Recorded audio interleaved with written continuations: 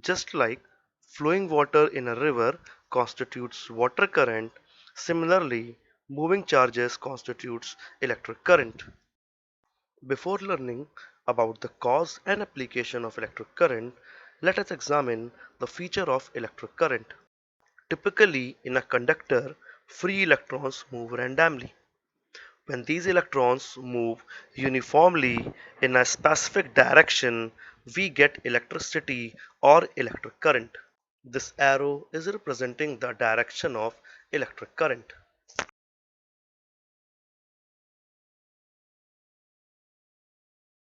Electric current requires a continuous path in conductors through which electron can travel. Electrons move in the empty spaces within and between the atoms of conductor.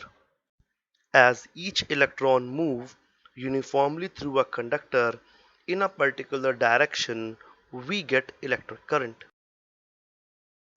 We can measure electric current as rate of flow of charge or amount of charge flowing through a conductor per unit time. Electric current is measured using an ammeter. The SI unit of current is ampere.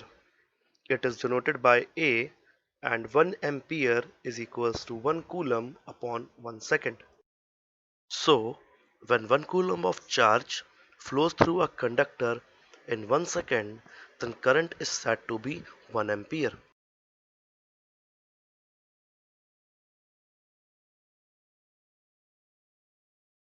Electric current is a result of potential difference across 2 points in a conductor. Potential difference is the difference in number of negative charges that leads to the flow of electrons. Electron will always move from negative potential to positive potential, and whenever there is a potential difference, then electric current flows from positive potential end to the negative potential end. The electric current in the circuit is due to the potential difference between the two terminals of battery. To explain the concept of electric potential, consider two metal plates positioned parallel to each other. Each of these plates carry an opposite charge, one having positive charge and other having negative charge, and direction of this field is from positive plate to negative plate. So, in the given arrangement, the positive plate is set at higher potential and the negative plate is set at lower potential. So, there is a difference in potential between the two plates. Now, connect these plates using a metal wire. On connecting these plates, wire work as a pipe for the flow of charge. So negative charges move from negative plate to positive plate through a pipe. As negative charge leaves lower plate, the plate becomes less positively charged. Similarly, as the negative charge reaches the positive plate, the plate becomes less positively charged.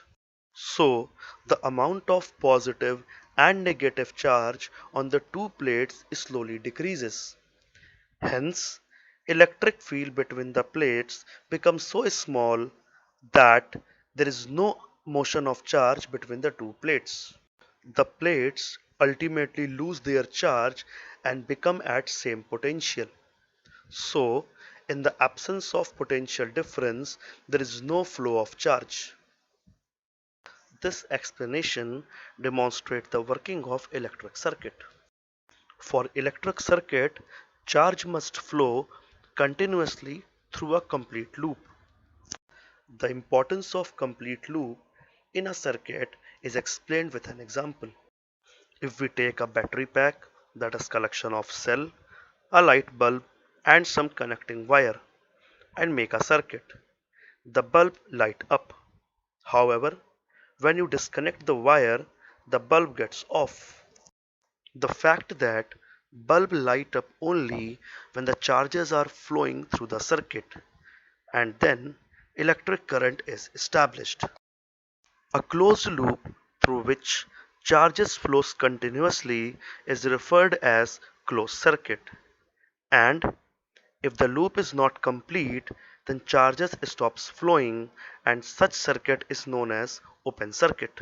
So, electric current requires a potential difference across the two ends of the conductor, and this potential difference is maintained by the use of cell or battery.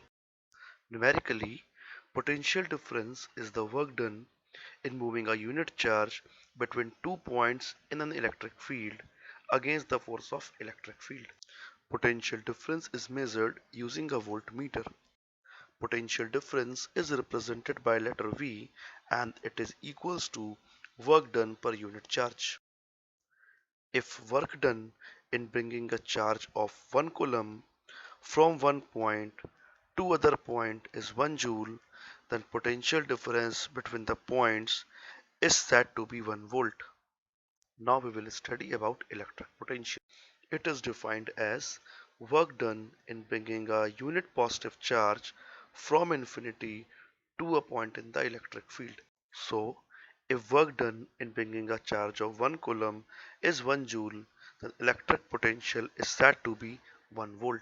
In a given example, potential difference between point A and B is the difference in work done in moving a charge from point A to point B.